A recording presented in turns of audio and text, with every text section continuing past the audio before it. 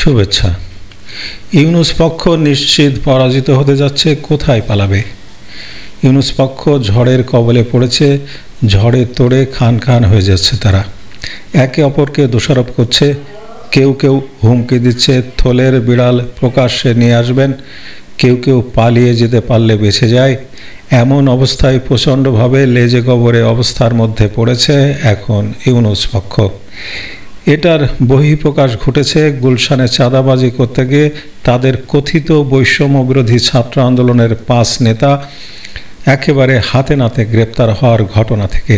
এই ঘটনায় তাদের প্রোটেকশন দিতে তাদের মূল দল অর্থাৎ এনসিপি কেন এগিয়ে এলো না, প্রশাসন কেন তাদের উপর বিগড়ে গেল, এই সকল ঘটনায় যারা গ্রেপ্তার হয়েছেন তাদের বন্ধুরা, তাদের সহযোগীরা তীব্র ক্ষোভ প্রকাশ করেছেন। তাদেরকেও একজন সাংবাদিককে ফোন করে বলেছেন এই নিউজটা নিয়ে বাড়াবাড়ি না করতে। সাংবাদিক বললেন, সমস্ত মিডিয়ায় তো নিউজটা এসেছে, আমাদের এই পত্রিকায় এটাকে বন্ধ করলে কি আপনাদের সব কিছু গোপন থাকবে? তখন পাল্টা বললেন যে আমাদেরটা ঠিকমতো আপনারা প্রকাশ করেছেন ইনিয়ে বিনিয়ে বড় করে, কিন্তু আমাদের চেয়েও বড় যারা তাদের অপকর্ম নিয়ে আপনারা কেন সংবাদ প্রকাশ করেন না? ওই সাংবাদিক বললেন আপনারা তো তথ্য দেন না। জবাবে গ্রেপ্তারকৃতদের বন্ধু বললেন তাদের তথ্য দেওয়া লাগবে কেন? আপনাদের চোখ কি অন্ধ? আপনারা কি একবারও প্রশ্ন করছেন না যে আমাদের যে বিশাল অফিস রূপায়ণ টাওয়ারে, সেই বিশাল অফিস আমরা কিভাবে পেলাম, আমরা কিভাবে সেখানে অ্যাডভান্সের টাকা দিলাম, কিভাবে ভাড়ার টাকা দিচ্ছি, আমরা যে সম্মেলন করলাম আমাদের আত্মপ্রকাশের সেই সম্মেলনের কোটি কোটি টাকা কোথা থেকে এলো, আমরা যে সারা দেশে ঘুরে বেড়াচ্ছি সেখানে যে কোটি কোটি টাকা ব্যয় হচ্ছে সেগুলো কোথা থেকে এলো, হোটেল শেরাটনের বিশাল ব্যয় আমরা পরিশোধ করছি সেটা কোথা থেকে এলো, আমাদের যে বড় বড় গাড়িতে আমাদের নেতারা চড়ছেন সেই গাড়িগুলো কোথা থেকে এলো, যে সকল নেতারা প্লাস্টিকের স্পঞ্জ পরতেন, যারা ম্যাচে থাকতেন, কোচিং সেন্টারে টিউটরের কাজ করতেন, টিউটর হিসেবে পড়াতেন, তাদের যে এই বিশাল আয়োজন এগুলো কোথা থেকে এলো? সে প্রশ্ন কি আপনারা করেছেন, নাকি আমাদের ছোট পেয়েছেন এই জন্য আমাদের বাগে পেয়ে আপনারা সংবাদ পরিবেশন করছেন? চাঁদাবাজদের বন্ধু উত্তেজিত হয়ে বললেন আমরা যদি রক্ষা না পাই, আমাদের যদি এভাবে গ্রেপ্তার হতে হয়, তাহলে আমাদের দিয়ে যে বড় বড় অ্যামাউন্টের টাকা আনানো হয়েছে, আমাদের দিয়ে যে বিভিন্ন বড় বড় প্রতিষ্ঠানকে কোম্পানিকে ভয়ভীতি দেখানো হয়েছে, অনেক রাজনৈতিক নেতাদেরকে হুমকি দিয়ে সেখান থেকে যে অর্থবিত্ত আনা হয়েছে, আমরা কিন্তু সব ফাঁস করে দিতে পারি। সাংবাদিক বললেন যে এটা তো আমাদের বিষয় না, এবার পাল্টা হুমকি আপনারা প্রকাশ করবেন, না হলে আপনাদের অনেক পত্রিকা হাউস কিভাবে অনৈতিক সমঝোতা করেছেন যে সে ঘটনাও কিন্তু আমরা প্রকাশ করে দেব। অনেক সংবাদ আপনারা প্রকাশ করেন না কেন? এমনকি হত্যাকাণ্ডের সংবাদ প্রকাশ করেন না। সাংবাদিকের জবাব, আমরা তো অনেক সংবাদকেই হত্যা করছি আপনাদের সাথে, তা আমাদের সঙ্গে এসব করে লাভ কি? জবাবে বিভিন্ন রকম গালিগালাজ পেলেন সাংবাদিক। ওই সাংবাদিক তার বিশ্বস্ত একাধিক জায়গায় কথা বলেছেন, সেই সূত্র থেকেই এই সংবাদ জানা গিয়েছে। চাঁদাবাজ ছাত্ররা বলছেন যে গুলশানের একটি ঘটনাকে নিয়ে আপনারা আমাদের কেমনভাবে ধরলেন? এরকম ঘটনা ধানমন্ডি, বনানী, গুলশান, বাড্ডা, উত্তরা বিভিন্ন জায়গায় তো এরকম ঘটনা অহরহ ঘটছে। তারা দাবি করছেন তাদের ভাষায় যারা অবৈধভাবে অবৈধ টাকা আয় করছে তাদের কাছ থেকে টাকা পাওয়ার জন্য আমরা তো হকদার, সেভাবেই তো আমরা তাদের কাছ থেকে টাকা পাই, আমাদের নতুন একটি যাত্রায় আমাদের টাকা লাগবে না। এইভাবে এই চাঁদাবাজ ছাত্ররা আরও অনেক গোপন তথ্য ফাঁস করে দেবেন বলে জানিয়েছেন। বৈষম্য বিরোধী ছাত্র আন্দোলনের সাবেক মুখপাত্র উমামা ফাতেমা, তিনি তো ফেসবুক স্ট্যাটাস দিয়ে সমস্ত কিছু প্রকাশ করে এমনভাবে তার বহিঃপ্রকাশটা ঘটিয়েছেন যে এদের শেকড় অনেক গভীরে, অর্থাৎ এদের সঙ্গে অনেক গুরুত্বপূর্ণ ব্যক্তিদের যোগাযোগ আছে। ওরাই শুধু বিচ্ছিন্নভাবে না, আলাদা করে ওদের ধরা ঠিক হবে না। তিনি আরও বলেছেন যে অতীতে কোনো অভিযোগ তোলা হলে পিন ড্রপ সাইলেন্টের মতো অবস্থা হয়ে যেত, তিনি অনেক ব্যঙ্গবিদ্রূপ করে তার স্ট্যাটাসে লিখেছেন। আবার বৈষম্য বিরোধীদের এক নেতা শারজিজ আলম, তিনি তো ফেসবুকে স্ট্যাটাস দিয়ে সেনাবাহিনীর যে প্রশংসা করেছেন, সেনাপ্রধানের যে প্রশংসা করেছেন, তাতে কেউ কেউ বলছেন যে হঠাৎ করে এমন কি হলো যে সেনাপ্রধানকে তৈলমর্দন করার মতো স্ট্যাটাস দেওয়া শুরু হয়ে গেল। যদিও মাত্র কয়েকদিন আগে হাসনাত আবদুল্লাহ এবং শারজিজ আলমরা সেনাপ্রধানের বিরুদ্ধে বিষোদ্গার করেছিলেন, তাহলে হঠাৎ করে পায়ের নিচের মাটি নাই হয়ে গেল। বিভিন্ন সূত্র থেকে জানা যাচ্ছে যে উপদেষ্টা মণ্ডলীর ভিতরেও একে অপরকে দোষারোপ করছেন। কেউ একজন বলছেন যে বাণিজ্যিকভাবে আমেরিকা সবচেয়ে গুরুত্বপূর্ণ দেশ, সেখানে আমাদের উপর যে ট্যাক্স ইম্পোজ হতে যাচ্ছে এটা ঠেকানো গেল না কেন? বাণিজ্য উপদেষ্টাকে অভিযুক্ত করা হচ্ছে। তবে বাণিজ্য উপদেষ্টা একান্ত পরিসরে বলছেন যে এটা তো ইউনূস স্যারের নিজের দেখার কথা ছিল, আমেরিকার ব্যাপারটা তো আমরা ডিল করব না। আবার অনেকে এও বলছেন যে স্বৈরাচারের বিচার এখনও কেন শেষ হলো না, তারা আসিফ নজরুলকে অভিযুক্ত করছেন। আসিফ নজরুল বলছেন, সব কি আমি একা করব? আমি তো যতটা সম্ভব চেষ্টা করে যাচ্ছি। আসিফ নজরুলের ভিতরে প্রচণ্ড হতাশা নেমে এসেছে, কারণ মাইলস্টোন স্কুল এবং কলেজে 9 ঘন্টা তিনি এবং প্রেস সেক্রেটারি আটকা পড়া অবস্থায় তার মুখের উপরে যে ভাষায় স্লোগান দেওয়া হয়েছে এবং তাকে উদ্ধার করতে শত শত নয় হাজারো পুলিশ নিতে হয়েছে। পুলিশের উপস্থিতিতেও তাদেরকে নেক্কারজনকভাবে অপমান করে গালিগালাজ করার ঘটনা ঘটেছে। তিনি আরও ক্ষুব্ধ হয়েছেন যে ছাত্রদের জন্য তিনি এই রাজনীতিতে আসলেন, সেই ছাত্ররা তাকে উদ্ধার করতে মাইলস্টোন স্কুল এবং কলেজে তাকে উদ্ধার করতে এগিয়ে যায়নি। এই ঘটনায় তিনি খুব মর্মাহত। তিনি এক পর্যায়ে বলেছেন যে আমি আগেই জনপ্রিয় ছিলাম, এখন রাস্তায় তো বের হতে পারছি না, অবরুদ্ধ হয়ে থাকছি। আবার এত পুলিশ তো আর সবসময় আমার সঙ্গে থাকবে না, আমি ক্ষমতার বাইরে চলে গেলে তখন আমার অবস্থা কি হবে? এর চেয়ে আমার এখানে না আসায় ভালো ছিল। প্রেস সেক্রেটারিকে বলছেন যে আমি আগেই তো ভালো ছিলাম, আমার এখানে এসে এখন আমার স্ত্রী থেকে শুরু করে পরিবারের সবাই বলে যে আমি তো গণশত্রুতে পরিণত হয়েছি। আমার গ্রামের লোকেরা বলে আমি গণশত্রু, আমি তো বাইরেই বের হতে পারছি না।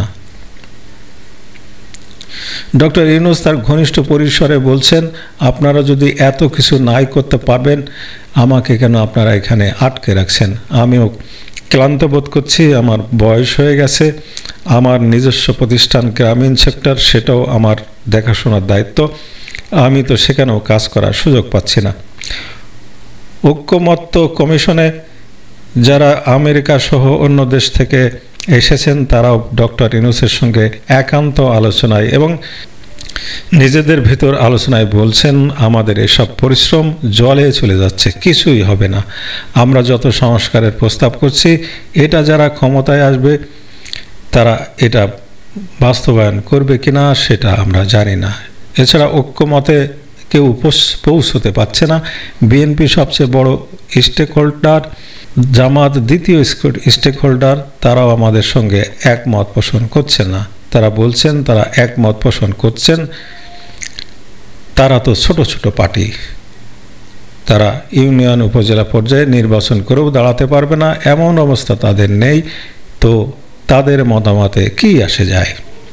দেশের পণ্ডিত ব্যক্তি যারা, বিশেষ করে লিগ্যাল সেক্টরের ডক্টর কামাল হোসেন, আমিরুল ইসলাম সহ স্বাধীন মালিক, অন্যান্য যারা, তারা কেউ কোনো সহযোগিতা করছেন না এবং তারা হুমকি দিয়ে বলছেন যে সংবিধান সংস্কারের যদি চেষ্টা করা হয় তারা প্রতিরোধ করবেন। ফলে ঐক্যমত্য কমিশনে যারা বিভিন্ন সাব কমিটিতে দায়িত্ব পালন করছেন তাদের ভিতরে হতাশা নেমে এসেছে। আবার জুডিশিয়ালের দিকে তাকিয়ে কেউ কেউ হতাশা ব্যক্ত করে বলছেন যে কোনো কিছুই তো সেখানে হচ্ছে না।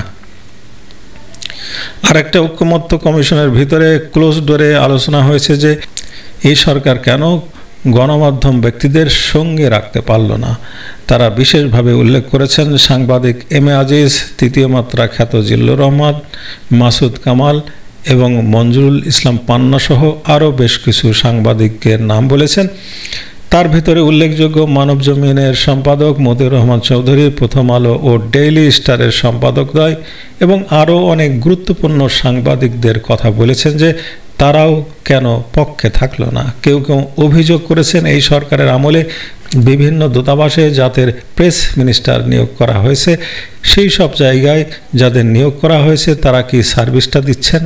তারাও তো আমাদের কোনো উল্লেখযোগ্য রেজাল্ট দিতে পাচ্ছেন না।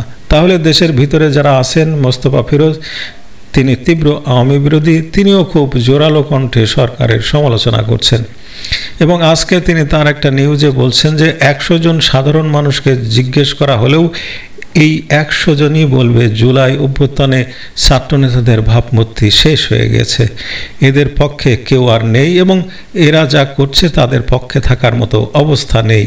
এভাবে তারা কথা বলছেন এবং ইউনূস সাহেব যে ক্লান্ত, তিনি এটাকে ছেড়ে চলে যেতে চাচ্ছেন এ বিষয়ে একাধিক উপদেষ্টা বলেছেন। অন্তত 5 জন উপদেষ্টা বলেছেন যে আমাদেরকে এখান থেকে রিলিজ করা হোক, যেটা ইউনূস সাহেব বেশ আগেই বলেছিলেন যে আমার বেশ কয়েকজন কলিগ তারা বলছেন যে আমাদের পোষাচ্ছে না, আমরা চলে যেতে চাই। এর ভিতরে একজন তো শিক্ষা উপদেষ্টা, তিনি বিদায় নিয়েছেন। নির্বাচন কমিশনের দায়িত্বে যারা আছেন তাদের ভিতর 3 জন কমিশনারের পারিবারিক সূত্র অত্যন্ত ঘনিষ্ঠ জনকে জানিয়েছেন যে KM নুরুল হুদার যে পরিণতি হয়েছিল এই পরিণতি আমাদের জন্য হতে পারে, আমরা এখানে দায়িত্ব পালন করতে চাচ্ছি না। তারা কি অজুহাতে সরে যাবেন এই জন্য তারা পথ খুঁজছেন। এমনকি চিফ ইলেকশন কমিশনারের অত্যন্ত ঘনিষ্ঠ একটি সূত্র জানিয়েছেন যে তিনি যতই বলুন না কেন আমি ভয় পাচ্ছি না, বারবার এই ভয় পাচ্ছি না বলার ভিতর থেকে প্রকাশ হচ্ছে যে আসলে তিনিও ভয় পাচ্ছেন। দুর্নীতি দমন কমিশনে যারা দায়িত্ব পালন করছেন তাদেরকে তড়িঘড়ি করে শেখ হাসিনা ও তার পরিবার এবং তাদের ঘনিষ্ঠ জনদের বিরুদ্ধে একের পর এক মামলা দিতে বলা হয়েছে। এমনকি মামলার প্রাথমিক যে অনুসন্ধান সেই অনুসন্ধানে উল্লেখযোগ্য কোনো তথ্য প্রমাণ না পাওয়ার সত্ত্বেও মামলা করতে বলা হয়েছে। বাংলাদেশের সমস্ত জেলার আওয়ামী লীগ এবং আওয়ামী লীগ সহযোগী সংগঠনের নেতাদের বিরুদ্ধে মামলা করতে প্রচণ্ড চাপ সৃষ্টি করা হচ্ছে। এখন FIR করতে গিয়ে কিছু কথা তো বলতেই হয় যে এই তথ্য উপাত্ত পাওয়া গেছে যার ফলে তাদের বিরুদ্ধে মামলা করলাম। সেই তথ্য উপাত্ত সংগ্রহ করার জন্য যে সময় দরকার সেই সময়টা তাদের দেয়া হচ্ছে না। ফলে একাধিক কমিশনার তাদের পারিবারিক ঘনিষ্ঠ সূত্রকে বলেছেন যে কোথায় এসে পড়লাম, আমরা তো এখান থেকে সরেও যেতে পারছি না, অথচ মামলা নিতে প্রেশার করা হচ্ছে। এইসব পরিস্থিতির ভিতরে প্রচণ্ডভাবে ইউনূস পক্ষের মধ্যে প্রচণ্ডভাবে হতাশা নেমে এসেছে এবং একে অপরকে অভিযুক্ত করছেন। যে অভিযোগের কারণে ইউনূস পক্ষের সম্মিলিতভাবে কোনো সফলতা তো নেই, ব্যর্থতা নিয়ে কিভাবে বিদায় নেবেন সেই বিষয়টা নিয়েও তিনি অত্যন্ত ক্লোজ ডোরে তার পারিবারিক এবং তার গ্রামীণ সিন্ডিকেটের সঙ্গে যারা জড়িত এবং তার বিদেশি বন্ধুদের সঙ্গে আলাপ আলোচনা করছেন যে তিনি কিভাবে একটা সেফ এক্সিটে চলে যেতে পারেন। অন্যদিকে তাকে যে কোনো মূল্যে নির্বাচন করে চলে যেতে হবে, এইভাবে চাপ সৃষ্টি করা হচ্ছে। আবার জামাতে ইসলামী এবং NCP সহ এই জোটের তারা বলছে যে কোনোভাবেই আপনি নির্বাচন দিতে যাবেন না, কারণ আমরা এখনো গুছিয়ে উঠতে পারিনি। ইউনূস অসতর্ক অবস্থায় বিদেশে এক সাংবাদিককে বলেই ফেলেছিলেন যে আমার নিয়োগকর্তা ছাত্ররা তো একটা দল করেছে, তাদের গুছিয়ে উঠতে প্রতিটি জেলায় জেলায় কাজ তো করতে তাদের সময় দিতে হবে এবং সেই সময় দিতে গিয়ে তিনি চরম বিতর্কে পড়েছেন। অর্থাৎ তাদের যে একটা প্রচণ্ড জনপ্রিয়তা ছিল এরকম একটা ধারণা ইউনূসের কাছে ছিল, এখন তিনি দেখছেন যে আর্মির সাজোয়া জানিয়ে চড়িয়ে বিজিবি, র্যাব, পুলিশ ও সরকারি প্রতিষ্ঠানকে কাজে লাগানো, হোটেলকে রিজার্ভ করে দেওয়া, এমনকি বিদ্যুৎ সরবরাহকারী প্রতিষ্ঠানকে সমস্ত বিদ্যুৎ তাদের সমাবেশে দেওয়ার কথা, স্কুলকে ছুটি দেওয়ানো, বিভিন্নভাবে তিনি এদেরকে প্রোভাইড করার যে চেষ্টা করছেন, তারপরেও এত কিছু করেও কোনো সাড়া আসছে না। গোপালগঞ্জে প্রচণ্ড প্রতিরোধের মুখে পড়া, কক্সবাজারের চকরিয়ায় সেভাবে ভয়ঙ্কর অবস্থার ভিতরে পড়া, গাজীপুরে হাসনাত আবদুল্লাহর আহত হওয়া, চট্টগ্রাম মঞ্চে বোতল ছুঁড়ে মারার মতো ঘটনা, বিভিন্নভাবে তাদের সঙ্গে আর কেউ আসছে না এবং এই সময় ছাত্রদের যে উত্তাল ক্ষোভ, সেই ক্ষোভের মুখোমুখি হতে সেই সময়ের আন্দোলনের যে প্রধান ব্যক্তিরা যেমন সার্সিজ, আসিফ মাহমুদ সজীব ভুঁইয়া ও হাসনাত আবদুল্লাহরা সেখানে যেতে সাহস পাচ্ছেন না। অর্থাৎ তাদের চেয়েও অনেক বেশি এই সময়ে ছাত্ররা সুসংগঠিত হয়েছে এবং যাদের নিয়ে তারা আন্দোলন করেছিলেন তাদের অনেকেই তাদের গোত্র ছেড়ে চলে গেছে এবং প্রকাশ্যে তাদের সমালোচনা করছেন, যেমন উমামা ফাতেমা সহ আরও অনেকেই, চিত্রজগতের বাঁধন সহ অনেকেই তাদের ছেড়ে চলে গেছে এবং প্রকাশ্যে তারা বিভিন্ন রকম ইন্টারভিউ দিচ্ছেন। ফলে সামগ্রিকভাবে ইউনূস পক্ষ প্রচণ্ড হতাশায় পড়েছেন, পরিত্রাণের পথও তারা দেখছেন না, আবার নির্বিঘ্নে নির্বাচনও করতে পারছেন না এমন অবস্থাও নেই। আওয়ামী লীগের সারা দেশে যে উত্তাল একটা প্রতিরোধ শুরু হয়ে গেছে, আবার যারা আওয়ামী লীগ করেন না তারাও অর্থনৈতিক দুরবস্থার কারণে, দেশের বেকারত্ব বেড়ে যাওয়ার কারণে, মুদ্রাস্ফীতি বেড়ে যাওয়ার কারণে, শিল্প সেক্টরের গুরুত্বপূর্ণ ব্যক্তি একে আজাদ বলেছেন 40 বছরে তিনি এমন দুরবস্থার ভিতরে পড়েননি। অনেকেই বলছেন এরকম পরিস্থিতিতে ইউনূস পক্ষ এখন আতঙ্কিত, কিভাবে সেফ এক্সিট নেওয়া যাবে, না হলে আওয়ামী লীগ এবং যারা দেশে বিভিন্নভাবে ক্ষতিগ্রস্ত তাদের মুখোমুখি কিভাবে হবেন। এই পরিস্থিতি মোকাবেলায় তাদের জনসমর্থন নেই, তাদের পাশে কেউ নেই। আবার ইসলামিক দলগুলির ভিতরে ঐক্য তারা দেখছেন না। চরমনায়ের শাসনতন্ত্র আন্দোলন, বাংলাদেশ হেফাজত, তাদেরও জামাতের সঙ্গে ঐক্যের চেয়ে বেশি বিরোধ রয়েছে। সব কিছু মিলে লেজে গোবরে অবস্থায় ইউনূস পক্ষ এখন আতঙ্কের ভিতরে আছেন। যে কোনো সময় অনাকাঙ্ক্ষিত একটি ভয়ঙ্কর পরিস্থিতি দৃশ্যমান হওয়ার জন্য অনেকেই অপেক্ষা করছেন এবং অনেকেই মনে করেন যে এরা চূড়ান্তভাবে ব্যর্থ হয়ে গিয়েছে, নতুন করে ব্যর্থতার কিছু নেই, এরা সেফ এক্সিট নিয়ে বেরিয়ে যেতে পারবে এমন কোনো সম্ভাবনাও নেই। এখন এমন কথা এখন গণমাধ্যমের গুরুত্বপূর্ণ ব্যক্তিরা প্রকাশ করছেন প্রকাশ্যভাবে। ধন্যবাদ বন্ধুরা, ভালো থাকবেন।